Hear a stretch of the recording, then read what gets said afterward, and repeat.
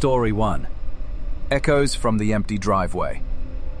You know that split second when your heart drops like it's been yanked by an invisible string? Not the fun kind, like on a roller coaster at Six Flags, but the gut-wrenching one where you realize the shadow in the corner of your eye isn't just a trick of the light. It was 2:17 a.m. on a muggy July night in suburban Ohio, and that's exactly what hit me. Harder than the Louisville Slugger I'd grabbed from the hall closet. I'd always thought home invasions were something you saw on Dateline, not the kind of nightmare that crashes into your own quiet life like a drunk driver at a stoplight. But that night, in the creaky old craftsman house I'd rented on Maplewood Lane, those shadows turned out to be flesh and blood. And they knew my name. My name's Jake Harlan, and back then I was 28, fresh off a soul-sucking marketing gig in downtown Cleveland that had me burning the candle at both ends. Burnout hit like a freight train, so I did what any sensible Midwesterner would. Packed up my beat-up Honda Civic and hightailed it back to the Rust Belt charm of my hometown, Elyria. It wasn't glamorous. No skyline views or craft breweries on every corner. But it was affordable, and the rent on that old house was a steal at $1,200 a month. The place had character, or so the Craigslist ad promised. Wide front porch with a swing that squeaked like it was auditioning for a horror flick. Hardwood floors that groaned underfoot, and a detached garage out back that looked like it hadn't seen a fresh coat of paint since Eisenhower was in office. I'd moved in 6 months earlier, right after landing a remote job with a logistics firm that let me work from the breakfast nook overlooking the overgrown backyard. The house was a 2-bedroom deal, but I lived alone. My college buddy Mike had bailed on the roommate plan when his fiancée dragged him to Pittsburgh for her nursing program. "Sorry, man," he'd texted, "but Rachel's got family there, and I'm not about to sleep on a futon forever." No hard feelings. Solo living suited me fine. I could blast Springsteen on the vintage record player without judgment, grill burgers on the rusty Weber without sharing, and finally unpack those boxes of comic books I'd been hauling around since freshman year at Ohio State. Life settled into a rhythm pretty quick. Mornings started with black coffee from the diner on Broad Street, $2 for a bottomless mug and a side of small-town gossip. Afternoons blurred into spreadsheets and Zoom calls, the kind where your boss from Chicago droned on about KPIs while you stared out at the fireflies flickering like faulty Christmas lights. Evenings? That was my time.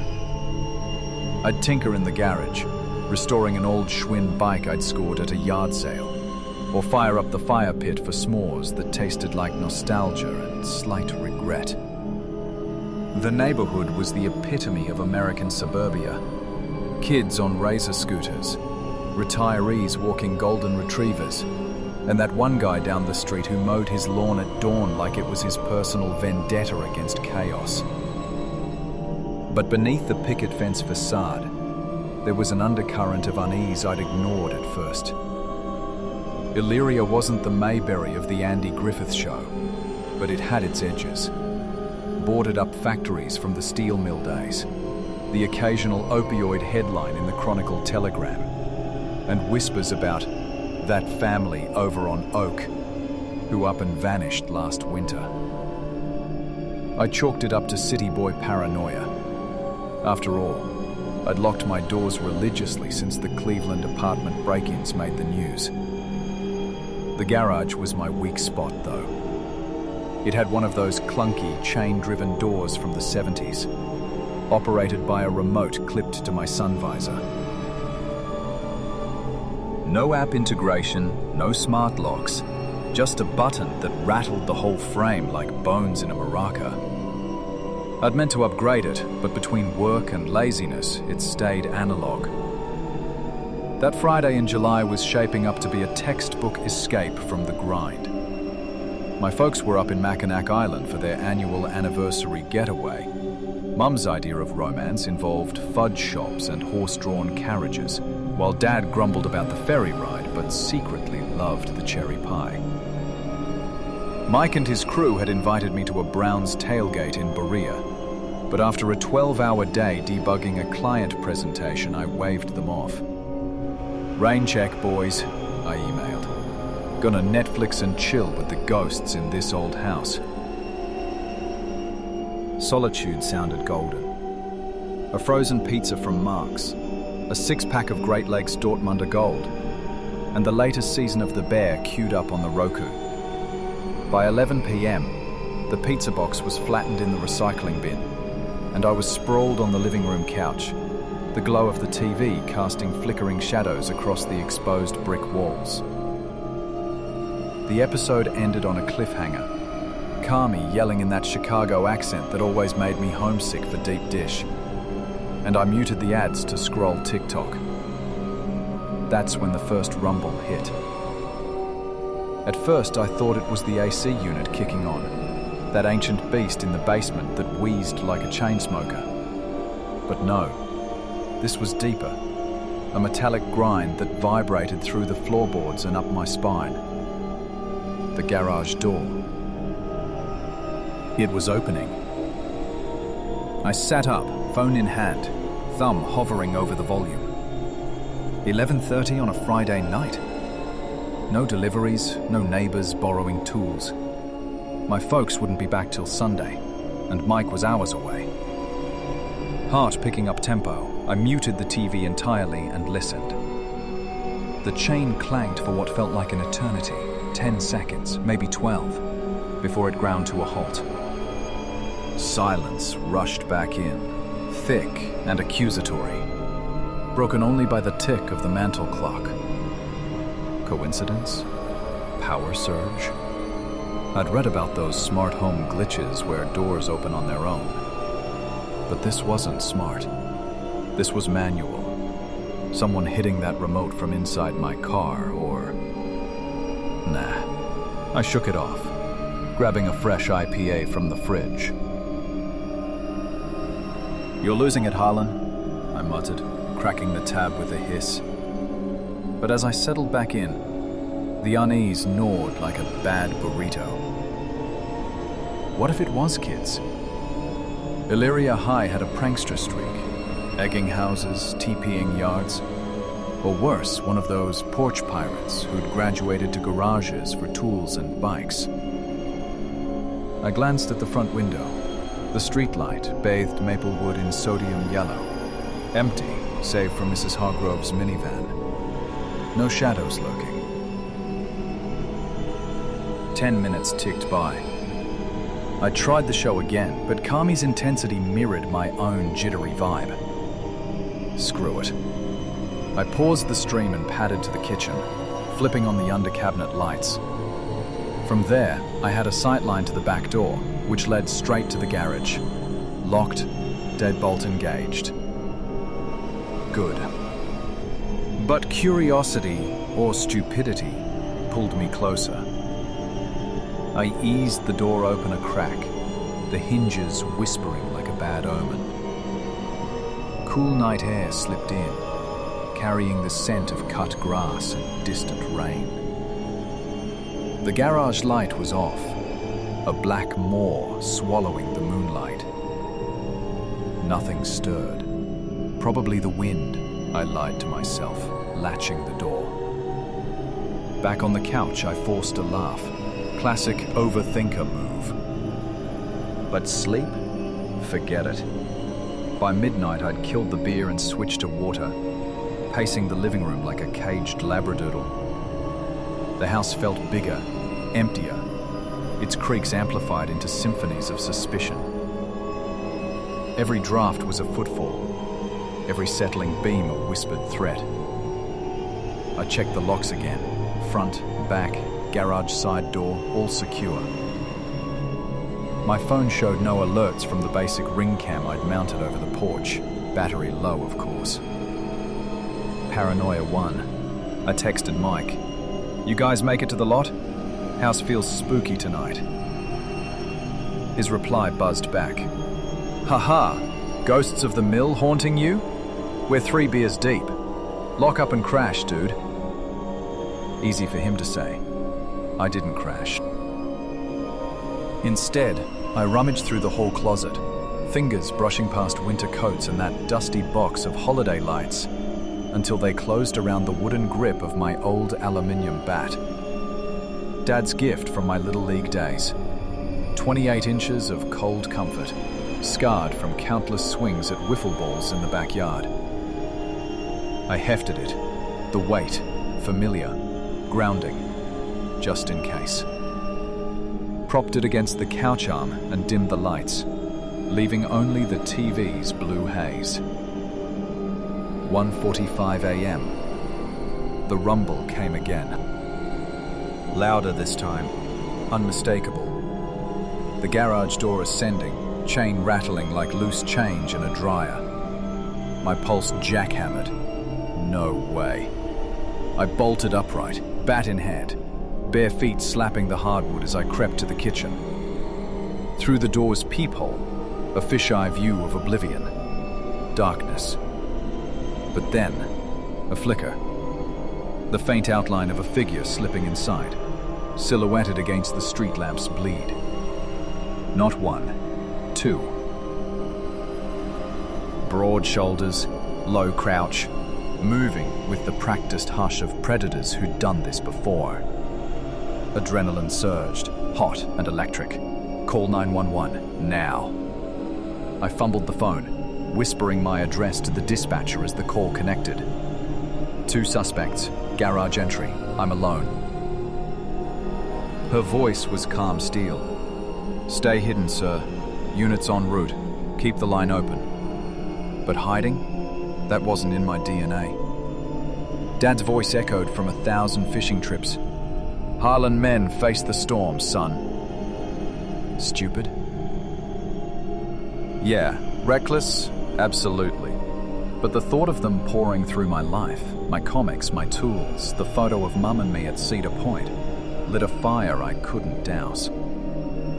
Bat raised like a talisman, I eased the kitchen door open, the hinges betraying me with a soft squeal. The garage smelled of oil and mildew, the door half down now, a guillotine blade of night sky. Voices drifted from the shadows, low murmurs, not panicked, almost conversational. Check the workbench first, one said, gravelly Ohio twang. He keeps the safe under the pegboard. My blood iced. Safe. I'd mentioned that to exactly 2 people. Mike, over beers last month, and my landlord, Mr. Kowalski, during the walkthrough. No one else knew. They were in the main house now, footsteps padding across the laundry room tile. Drawers scraping. My junk drawer. The one with spare keys and that stack of mail I'd meant to shred. Rage boiled over fear. I couldn't let them take more. Gripping the bat 2-handed, I rounded the corner into the hallway, lungs burning. Get the hell out! I roared, flipping the lights. 2 men froze mid-rummage. One wiry, 40s maybe, with a faded Indian's cap pulled low. The other bulkier, tattooed arms straining his flannel shirt. Surprise flashed in their eyes, wide, like deer in headlights, but it hardened quick. Wiry lunged first, a crowbar glinting in his fist. I swung wild, connecting with his shoulder in a crack of aluminum on bone. He yelped, staggering into the drywall, plaster dust blooming like smoke. Confidence spiked. Outnumbered, sure, but they'd underestimated the home field advantage. Bulk turned, slower, calculating. No weapon visible, but his size screamed threat. I pivoted, bat arcing high, but he was faster. Feinted left, then barreled into me like a linebacker. We crashed into the coffee table, shards of IKEA glass biting my back. The bat skidded away, spinning into the shadows. Pinned now, his forearm across my throat, Bulk's breath reeked of cigarettes and cheap whiskey. "Dumb kid," he growled, knee grinding my ribs. I clawed, nails raking his wrist, vision spotting black. Wiry was back, limping, a pocket knife unfolding with a snick that echoed like Judgment Day. "Finish it," he hissed, crawling closer. This was it. The end credits rolling on a life half-lived. No white light, just regret. The promotion I'd chased, the dates I'd ghosted, the I love you I'd never said to Mum after her chemo scare last year. The knife hovered, steel catching the light. Sirens wailed, distant at first, then screaming closer, blue-red strobing through the windows. Wiry cursed, knife vanishing as Bulk hauled me up by the collar, slamming me against the wall for good measure. Stars exploded in my skull, then nothing. Blackout. I came to on the living room rug, a paramedic's gloved hand on my shoulder, her voice soft. "Easy, sir. Can you hear me? What's your name?" Groggy, head throbbing like a bass drum at a rock concert, I mumbled, "Jake." The house was a crime scene tableau. Drawers yanked, couch cushions flayed, my Schwinn half dragged toward the door. But the garage, wide open to the night, tire tracks gouging the gravel driveway. They'd bolted when the cops rolled up, melting into the alleys like smoke. No hospital for me. Concussion protocol be damned. I signed the waiver with a shaky thumbprint. The lead officer, a grizzled vet named Ramirez with a mustache like a broom bristle, took my statement over lukewarm coffee in the kitchen. "You did good getting that call out, son. Brave, but next time, let us play hero." They dusted for prints, bagged the crowbar, canvassed the block. Neighbors poked heads out like groundhogs, murmuring about kids these days. By dawn, the garage door hung crooked, chains snapped like a broken promise. The real gut punch came later, after the adrenaline crash. Ramirez called 2 days later. No hits on the prints, but they'd found my wallet in the storm drain 2 blocks over. Emptied, of course. Worse, the safe? Untouched. But inside, when I finally mustered the nerve to check, my passport was gone. Not the cash drawer, not the spare debit card, the passport, tucked in an envelope with my birth certificate and that faded snapshot of Dad teaching me to fish on Lake Erie. Items no thief pawns, but someone with a grudge might savor. Who? The questions gnawed deeper than the bruises. Mike swore up and down he'd never blabbed, and a polygraph wouldn't faze him. Kowalski? The old Pole chuckled when I asked, "Safe?" "Hell, Jake, I forgot about that thing myself." But the voices in the dark, they'd known. And the timing. My folks' trip announced on Facebook 2 weeks prior. Mike's invite posted in our group chat. Public enough for a casual scroll, but the safe, that was intimate. Whispered over porch beers or a leaky phone line. Illyria's underbelly isn't flashy. No cartel drama, just the slow rot of forgotten mill towns. But after that night, I saw it everywhere. The pickup idling too long at the stop sign. The new face at the diner asking about the guy on Maplewood. Paranoia? Maybe. Or maybe those shadows had friends. I upgraded the garage, smart lock, motion lights, the works. $800 I didn't have, but sleep's priceless. Sold the bat on Facebook Marketplace. Its weight felt like accusation now. It's been 8 months, and the house doesn't feel like home anymore.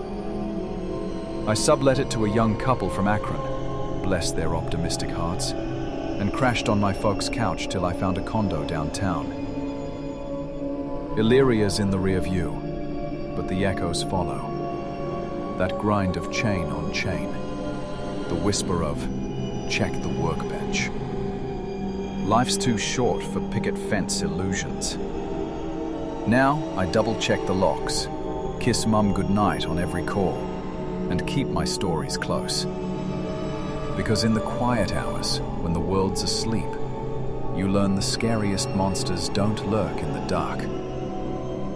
They're the ones who already know your secrets. Story 2. Whispers in the wrong number. Ever get that call you wish you'd let go to voicemail? The one where the voice on the other end sounds so damn urgent, so laced with that raw edge of panic, that it hijacks your brain before you can even process the area code? It was a drizzly Tuesday in late spring, the kind of evening in Portland, Oregon, where the Willamette River fog rolls in like an uninvited guest, turning streetlights into hazy halos. I'd just microwaved leftovers, stir-fry from the food cart pod on Burnside, and was kicking back with a microbrew, scrolling Zillow for apartments closer to my sister's place. That's when my phone lit up at 8:47 p.m., an unknown number with a 503 prefix. Local. Could be work. Or maybe the mechanic finally calling about my Subaru's check engine light. I swiped to answer without a second thought. What came through wasn't a voice. It was a lifeline fraying right in my ear. I'm Alex Rivera, 32, the kind of guy who's equal parts type A planner and reformed adrenaline junkie. Grew up in the shadow of Mount Hood, trading ski slopes for spreadsheets after a knee injury sidelined my pro aspirations. These days, I crunch numbers for a renewable energy startup in the Pearl District. Solar incentives, wind farm projections, the green tech grind that pays the bills but leaves you staring at ceilings wondering if you're saving the planet or just padding a VC's portfolio. 6 months ago, life threw a curveball. My older sister, Lena, got diagnosed with early onset MS. Nothing terminal, thank God, but the flare-ups hit like clockwork. Numb limbs, vertigo spins that turned her world into a funhouse mirror. She's 35, fiercely independent. The one who taught me to tie a fly for trout fishing on the Deschutes back when we were kids raiding Dad's tackle box. I'm not an invalid, Alex, she'd snap whenever I offered to drive her to appointments. But after her last fall, tumbling down the stairs in her Selwood bungalow, cracking 2 ribs, I couldn't shake the what-ifs. So I packed up my 1-bedroom in the Alphabet District, sublet it to a barista with wanderlust, and snagged a studio loft in a converted warehouse on the east side, just a 15-minute bridge hop from her place. Close enough for check-ins, far enough to dodge that sibling suffocating vibe. The loft was a steal, $1,450 a month for exposed brick, a clawfoot tub that echoed like a drum, and a view of the Burnside Bridge that glowed like a neon promise at dusk. It smelled like fresh sawdust and possibility when I moved in. IKEA hacks for the kitchenette, a fiddle leaf fig from New Seasons to green up the industrial chill, and shelves crammed with Lena's hand-me-downs, her dog-eared copies of The Night Circus and Educated, the ones she'd underlined with that furious pen stroke of hers. I'd wired in smart plugs for the lights, even splurged on a Nest Cam for the door, after reading about those Southeast Portland smash and grabs. But security? It was performative at best. I still left the balcony slider cracked for the breeze, trusting the neighborhood's hipster hum. Craft distilleries, tattoo parlors, the Saturday market's buskers strumming Fleet Foxes covers to ward off the wolves. Lena and I had fallen into a routine. Mornings, I'd text her the weather app's forecast because MS and rain don't mix. Afternoons, quick FaceTime during her PT sessions, me cheering like a sideline dad while she gripped the parallel bars. Evenings were sacred, me zipping over with Thai takeout from Pardee or helping with the garden she refused to let go. Those raised beds bursting with kale and heirloom tomatoes that tasted like summer in the BMW. She was stubborn as hell about help, waving off the life alert pendant I'd researched like it was a scarlet letter. I'm not some grandma in a commercial, Alex. Save your money for that climbing gym membership you keep eyeing. But I saw the cracks. The way her hand trembled on the coffee mug. The forced laugh when she'd cancel our plans because the fog's too thick today. Moving closer felt like the least I could do. A quiet vow to the sister who bandaged my scrapes and covered for my teenage dumbassery. That Tuesday started ordinary enough. Work dragged. Endless Slack pings about Q2 projections. Ending with a team happy hour I bailed on for a run along the esplanade. The path hugged the river, joggers in Lululemon dodging puddles. The distant hum of Max trains like a mechanical heartbeat. Home by 7, showered off the Willamette mist, and nuked the stir-fry while queuing up Severance on Apple TV. The loft's open layout meant the TV's glow bounced off the concrete pillars, casting long shadows that danced like abstract art. I was midway through an episode, Adam Scott's deadpan unraveling hitting too close to my own compartmentalized chaos, when the phone buzzed on the reclaimed wood coffee table. Unknown caller. I hit accept, propping the cell against my ear. Hello? Mr. Rivera? The voice was female, clipped and professional, edged with that ER urgency you hear in training videos. This is Nurse Caldwell from Providence Portland Medical Center. I'm calling about your sister, Lena Rivera. She's just been admitted. Severe fall at home, possible spinal involvement. She's stable but disoriented. Keeps asking for you. Can you come right away? The world tilted. Fork midway to mouth, stir-fried tumbling forgotten onto the plate. Providence? That's where her neurologist practiced. The gleaming tower off Barber Boulevard with its valet loops and hushed waiting rooms smelling of antiseptic and stale vending machine coffee. Lena's address. She must have given it during intake. But a fall? Last check-in was noon. She'd sounded fine, griping about a client's late payment for her freelance graphic design gigs. What happened? I choked out, already on my feet, snatching keys from the hook by the door. Slipped in the kitchen, hit her head hard. CT scans pending, but she's got a nasty gash and some bruising. Room 412, East Wing. Hurry if you can. She's tough, but family's what she needs right now. Family. The word landed like a gut punch. Our folks had passed too young. Dad's heart attack at 58. Mum's quiet fade from pancreatic 3 years later, leaving Lena and me as each other's anchor in the storm. No aunts, no cousins close enough to crash the holiday table. Just us, stitching together holidays with takeout turkey and bad puns about our shared last name. I didn't question the call's legitimacy. Why would I? The nurse rattled off details like she'd pulled Lena's chart. The MS history, that hip scope from last fall after a flare-up at Powell's books. Even the allergy to penicillin scrawled in the margins. It was too specific, too real. Adrenaline dumped into my veins, sharpening everything. The loft's sudden claustrophobia, the rain pattering insistent on the skylight. I'm on my way, I said, voice steady as rebar. Grabbed my wallet, tugged on sneakers still damp from the run. The Nest app pinged a low battery warning as I yanked the door shut. Habit, not thought. Leaving it unlocked in my haste. Who locks up when your sister's fighting for clarity on a gurney? The hallway echoed my footsteps. Fluorescent buzz overhead like angry hornets. Down the stairwell, 3 flights of exposed metal grating. Out into the garage where my Subaru waited like a faithful mutt. Engine roared to life, wipers slapping rhythm against the downpour. The drive was a blur. Hawthorne Bridge traffic snarling like always.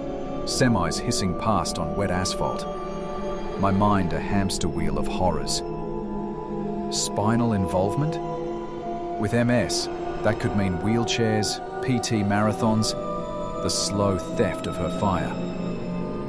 I prayed to whatever gods listened to ex-Catholics. St. Jude, maybe, patron of lost causes. Bargaining silently. Just let her be okay. I'll mow her lawn weekly, cook those god-awful vegan casseroles she loves. Anything. Providence loomed, a monolith of glass and mercy. Emergency baylights cutting the night like search beams. I double-parked crooked, badge slapping the dash, and bolted inside. The ER lobby was a symphony of beeps and muffled sobs, that institutional chill seeping through my hoodie. Reception desk. A harried woman in scrubs, badge reading Teen Win. "Lena Rivera," I gasped, leaning on the counter slick with rain. "Room 412. Nurse Caldwell called, said she fell." She blinked, fingers flying over the keyboard, frown creasing like origami. "Rivera, let me check." Seconds stretched elastic. "Sir, we don't have a Lena Rivera admitted tonight. No falls, no East Wing transfer." Are you sure it was Providence? The air sucked out of the room. What? She called, Nurse Caldwell, about an hour ago. MS patient, hip surgery history. My voice trailed, a deflating balloon. She pulled up the full roster, scrolling deliberate. Nothing. Sympathy softened her eyes. Could be a mix-up, wrong hospital? Try OHSU, or maybe she's at home. Call her cell. Home. The word clanged like a dropped wrench. I stumbled outside, rain sheeting cold across my face, dialing Lena's number with numb thumbs. Voicemail. Her chipper greeting. "Hey, it's Lena. Leave a masterpiece." Text. "You okay? At ER." No reply. Then the landline, that ancient rotary in her kitchen. Ring, ring, click. "Hello?" Her voice, groggy, laced with sleep and irritation. "Lena, it's Alex. You for? Hospital?" A pause, then laughter. Tired, but whole. "What? No, dummy. I was dead asleep. Migraine meds knocked me out. Why?" Relief warred with dread, a toxic cocktail churning my gut. "Nothing. False alarm. Go back to bed." I hung up, leaning against the brick wall, rain pooling at my feet. False alarm? Bullshit. That call was a hook, barbed and deliberate, reeling me out. Someone knew her name, her condition, the intimate scars of our shared history. And my address? Inferred from the move, maybe, or a casual Facebook check-in I'd posted last week. New digs, closer to fam. Hashtag Portland life, hashtag sibling duty. The drive back was paranoia distilled. Every headlight in the rearview a tale, every puddle splash a pursuit. The east side felt alien now. Vintage shops shuttered, murals of moustached hippos leering like conspirators. I took the long way, looping through Laurelhurst Park's dark oaks, scanning for vans or shadows. By the time I pulled into the warehouse lot, 10:23 p.m., my hands shook, unlocking the lobby door. Up the stairs, key fumbling the deadbolt. Wait, unlocked. I'd pulled it shut, hadn't I? In the rush, brain on autopilot, but the latch. Habit said click. Or not. Inside, the loft exhaled chaos. Not the tidy ransack of a pro thief. Electronics untouched. My MacBook humming innocent on the desk. The flat-screen Sentinel above the tub. But a violation, intimate as a whisper. Drawers, vomited contents. Silverware tangled with USB cords.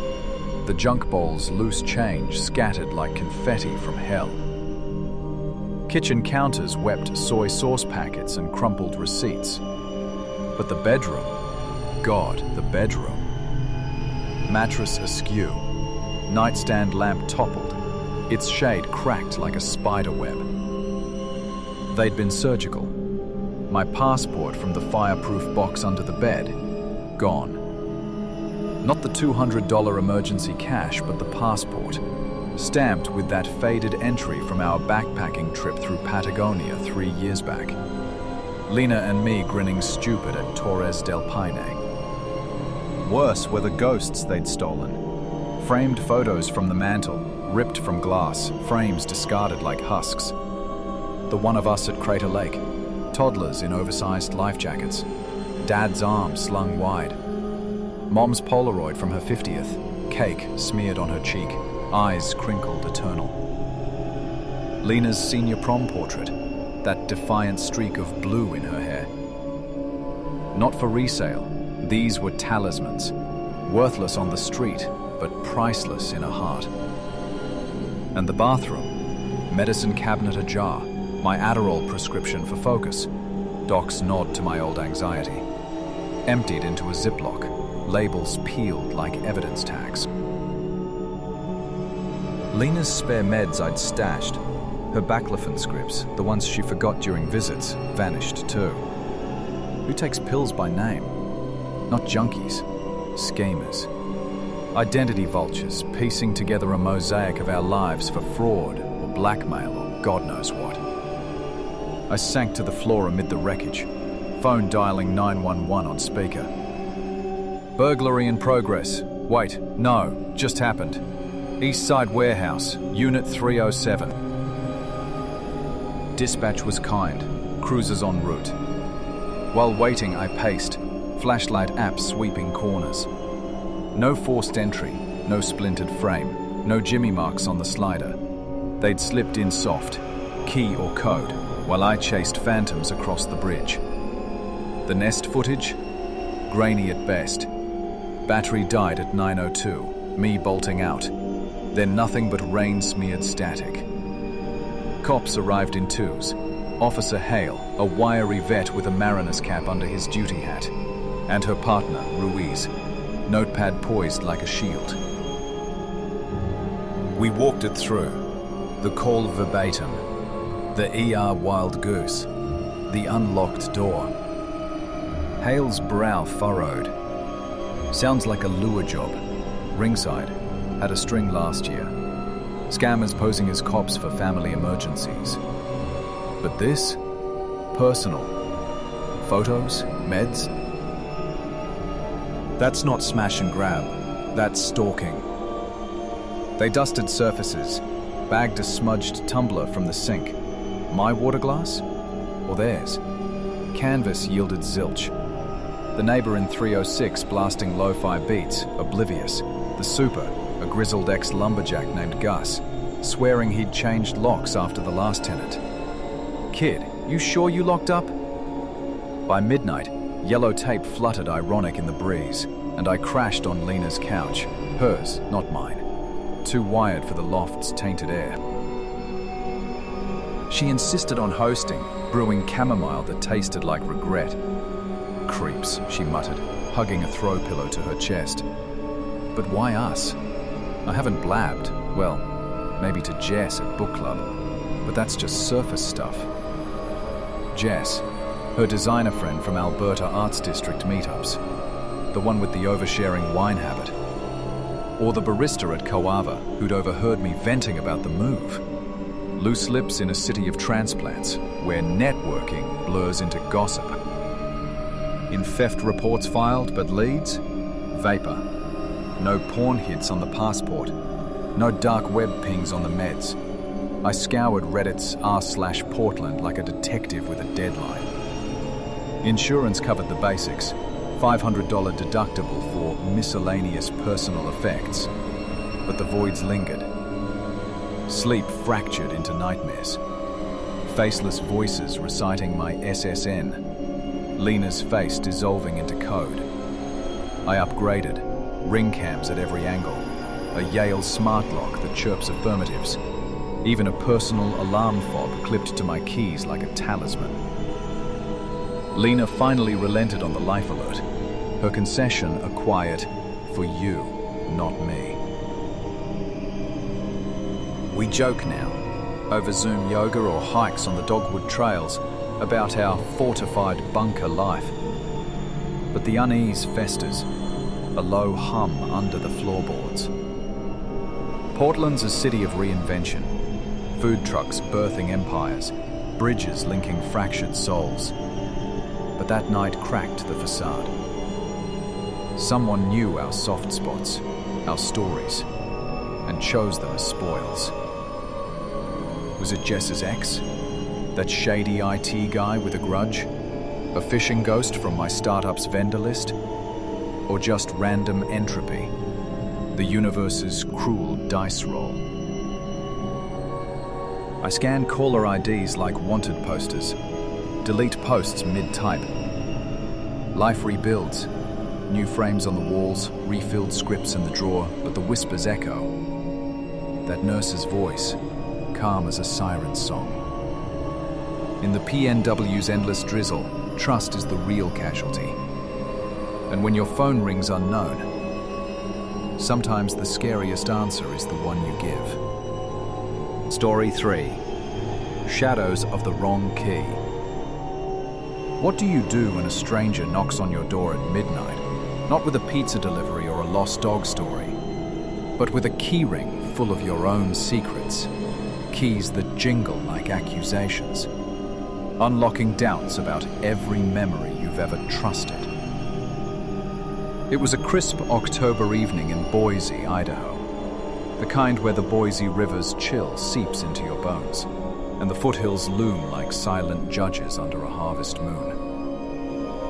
I'd just uncorked a bottle of local cab from the Snake River Valley wineries, settling into my armchair with a dog-eared copy of No Country for Old Men, when the pounding started. Not a polite rap, but a thunderous assault that rattled the transom window above the door, echoing through the craftsman bungalow like the heartbeat of something feral. I figured it was the wind, or maybe the neighbors' teenagers testing their Halloween pranks early.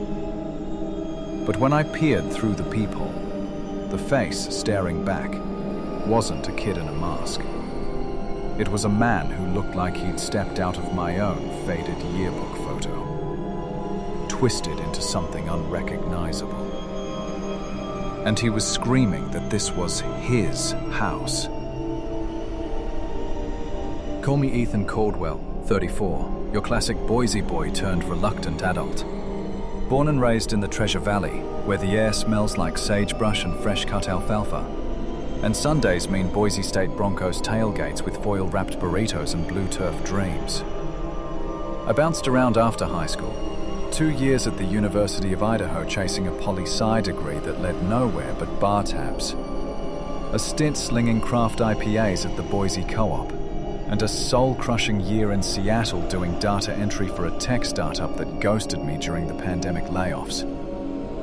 By 2023, I was back home, wiser but wallet poor, landing a gig as a field rep for a solar installation company. It paid enough for independence, $52K base plus commissions that spiked in summer when folks dreamed of ditching Idaho power bills. Freedom tasted like my first solo lease.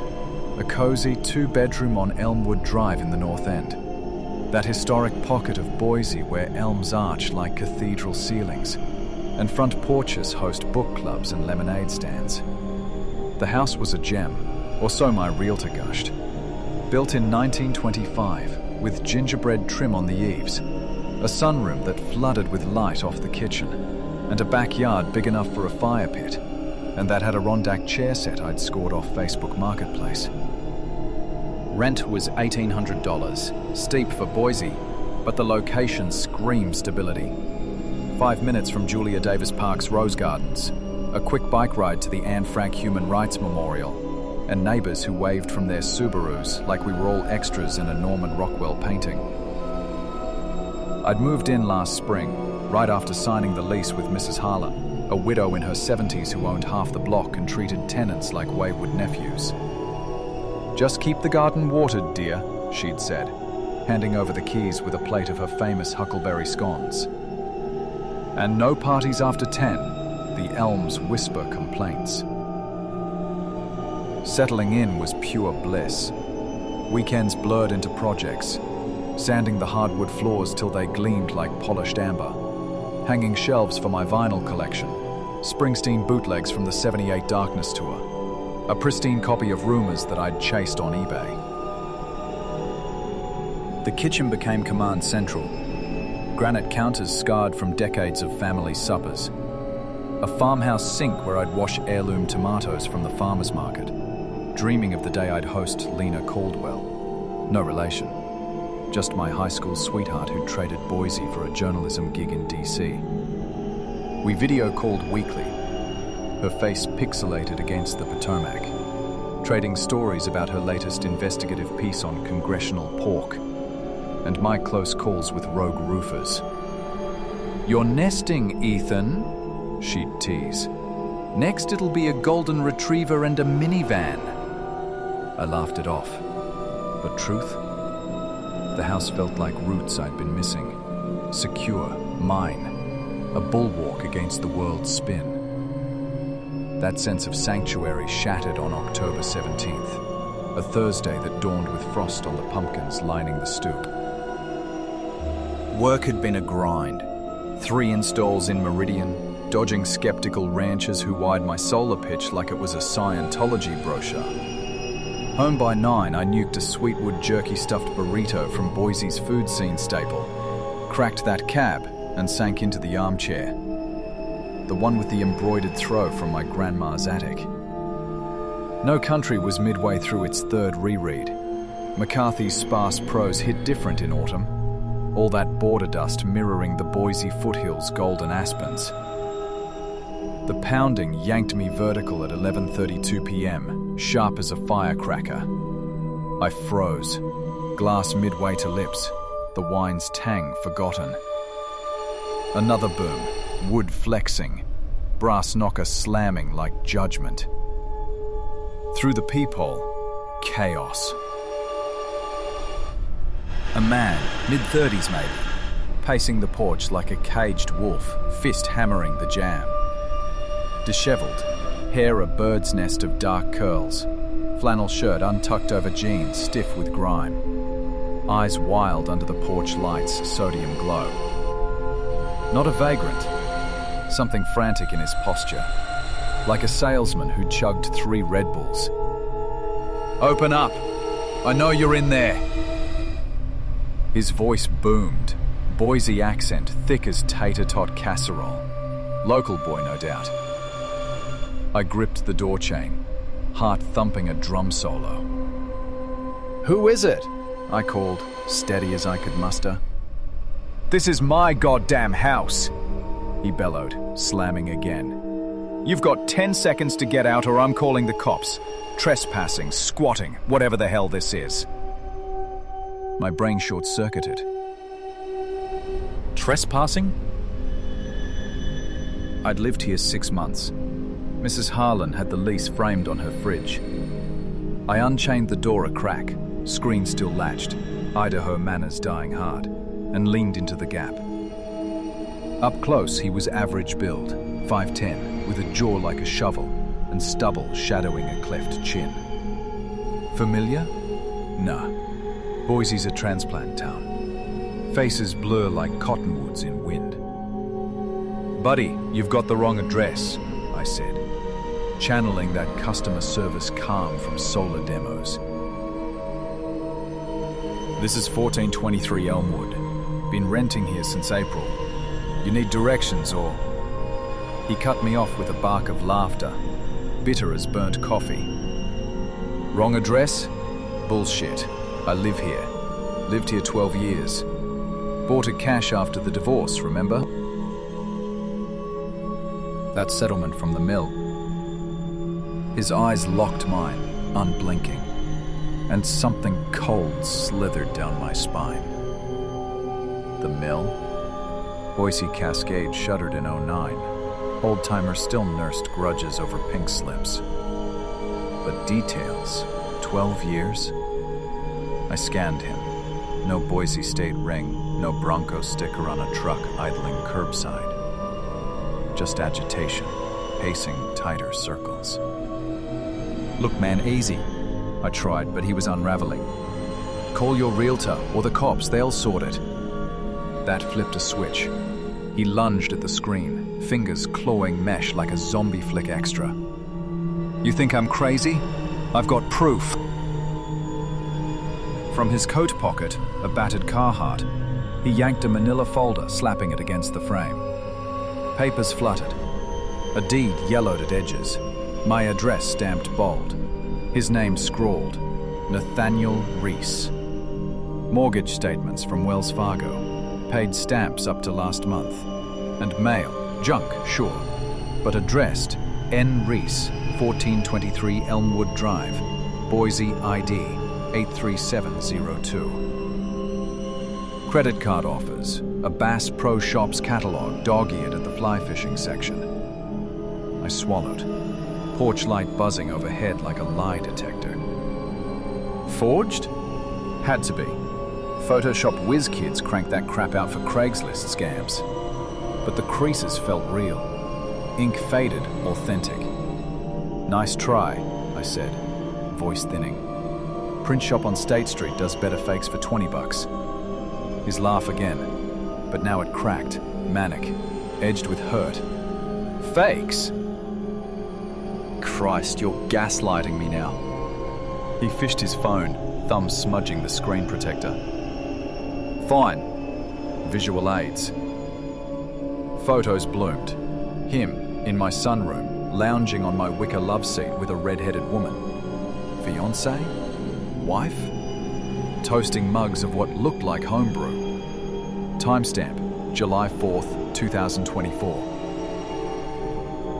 Fireworks popped in the background, visible through the window.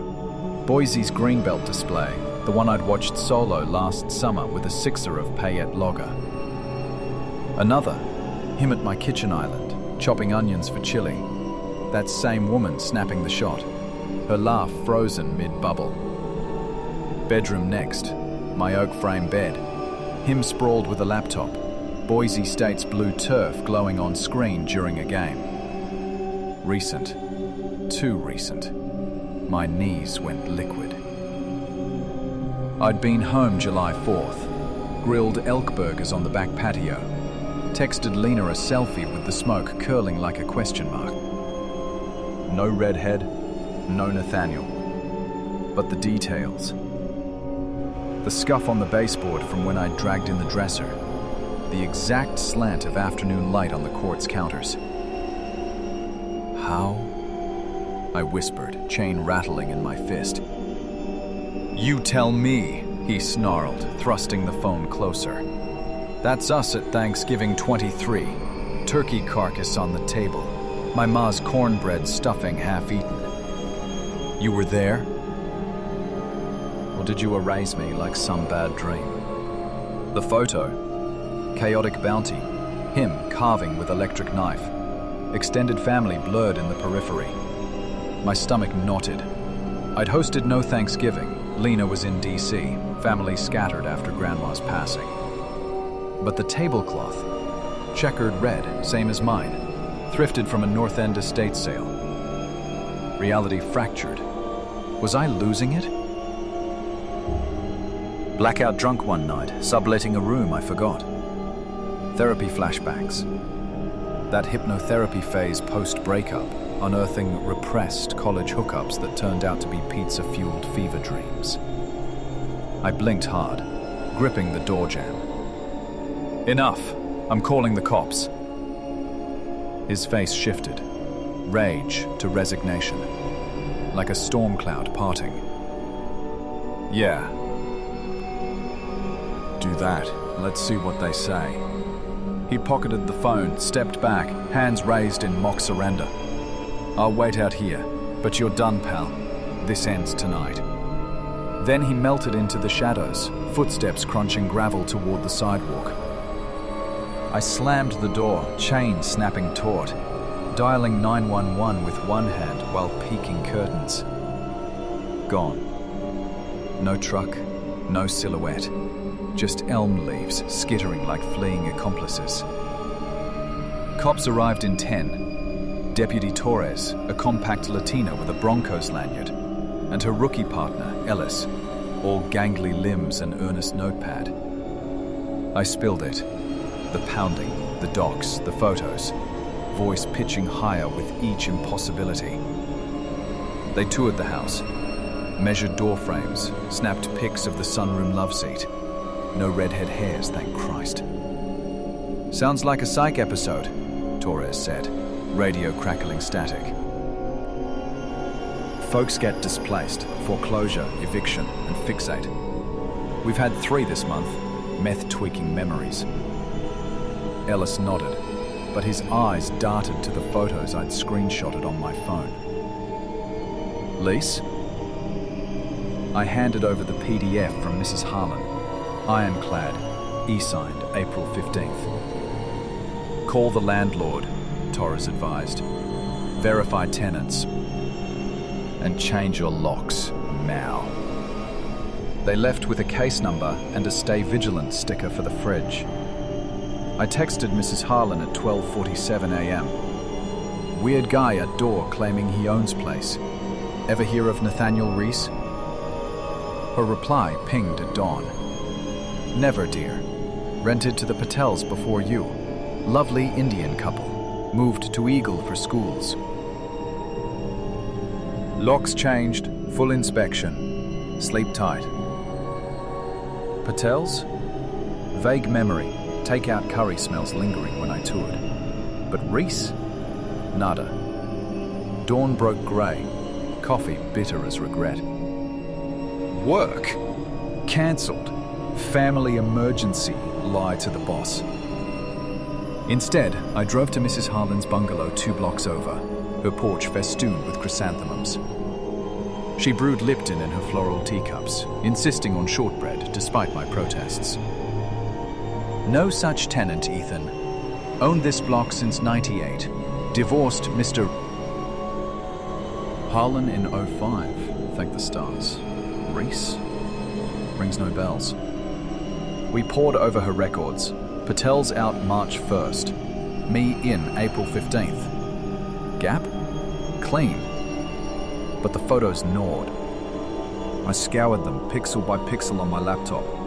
Metadata timestamps legit. Geotags pinging Elmwood Drive. EXIF data screamed authenticity. Canon EOS, not some app filter. 2 weeks blurred into hypervigilance.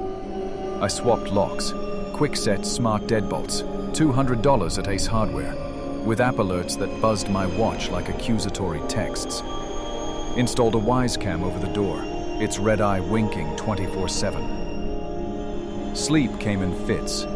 No country abandoned for true crime pods. Case file episodes on identity thieves who didn't steal cash, but souls. Lena called nightly. Babe, it's a deepfake scam. Remember that viral TikTok? AI swaps faces faster than you swap loyalties. I laughed, but the cleft chin haunted. Mine? No, but close. Like a distorted mirror from the State Fair's funhouse. Then, October 31st, Halloween. Boise's streets a candy-fueled carnival of witches and superheroes. I'd bowed out of the Freak Alley Gallery bar crawl, opting for solo. Pumpkin ale from Barbarian Brewing, a Stranger Things marathon in the sunroom. Home by 10:30, buzz mellow. When the Wise chimed. Motion alert. Porch cam. Empty. Just wind-whipped leaves. False positive? I shrugged, pouring another. But the house felt off. Air thicker, shadows longer. Bed by midnight, .38 revolver, Dad's old service piece, unloaded but heavy, under the pillow. Woke to apocalypse. 3:17 a.m. Wise shrieking, door cam triggered. But inside? Ruin. Not smash and grab. TV intact, MacBook charging, innocent. My solar toolkit untouched on the workbench. No, this was excavation. Couch cushions gutted, stuffing snowing the rug. Kitchen cabinets yawning, Tupperware avalanche. Bedroom drawers autopsy splayed, socks and briefs fleeing like evidence. The sunroom? Worst. Wicker shredded, as if clawed by a bear. They'd hunted. Rifled my closet for that missing Carhartt jacket? Or deeper, for the lease hidden in the baseboard safe? No forced entry. Deadbolt pristine, windows latched. Key. Someone had a key. Mrs. Harlan's spare? Or copied during a maintenance visit that never happened? Cops returned. Torres, this time solo, face grim as November skies.